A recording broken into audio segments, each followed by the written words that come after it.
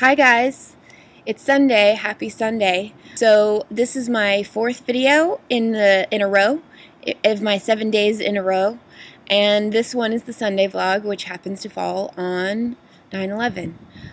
So I thought we could talk a little bit about 9/11 and where we were in the world. I'd love to hear from you guys where you were on that day and any kind of thoughts or recollections you have, or any kind of insight that you found on that day or afterwards.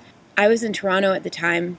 I had woken up early and went and turned on the TV and saw everything happen on the TV, and then just stayed in my apartment with my friend, trying to contact all of my friends in New York, who ended up all being fine. Did any of you lose anyone on that day? Let me know. I'm sorry if you did. Yeah, so my recollection of that time was that it was really, really warm and beautiful in Toronto, and I think that the Toronto weather was actually almost exactly the same as the weather in New York. The skies were really cloudless and blue, and it was warm, but it was fall still, so there were acorns all over the streets.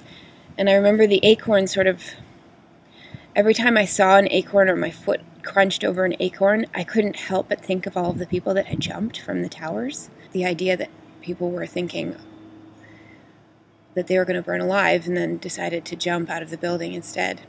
It's very brave, but also just like the most, I can't imagine making that decision.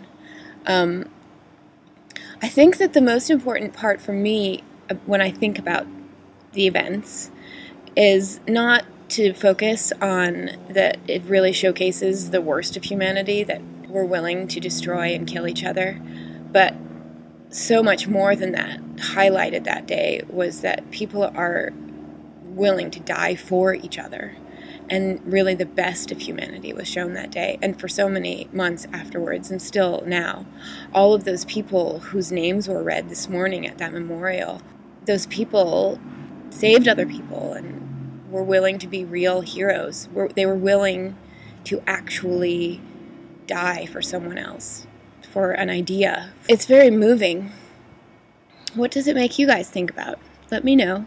I know today is also the kickoff of the football season, and it doesn't have to be a totally sad day because of that. We can all still go along with our lives and take joy where we find it. I think that that's honoring people just as much, taking joy with mindfulness. How do you guys feel today? Let me know.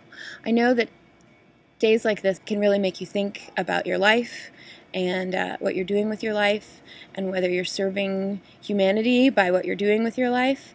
I'm just floored by the immense feeling of gratitude that I have for my life, for being alive, for being able to enjoy all of the beauty and love that this world has to offer. And I just feel so grateful to the people who were willing to give their lives on that day, and for people who are still putting themselves in harm's way for humanity and for ideals. Thank you, thank you, thank you. Thank you for showing the rest of us what we're all capable of. You know what I mean? Yeah. So I hope that you guys are okay today. I would love to hear your stories, any insights, and I just want to send as much love as I can to everyone who lost someone that day, and as much love as I can to anyone that's hurting today or that is in a war zone. There's still wars going on all over the world, and I hope that everyone is safe that's watching this and that's not watching this. And I hope the Steelers improve. I'm at halftime right now while I'm recording this, and it's not looking good. Anyway, I care about you guys, and this is long and rambling, but I just wanted to say hello today and check in, and that's all. So I'm going to give you fist kisses now. Okay.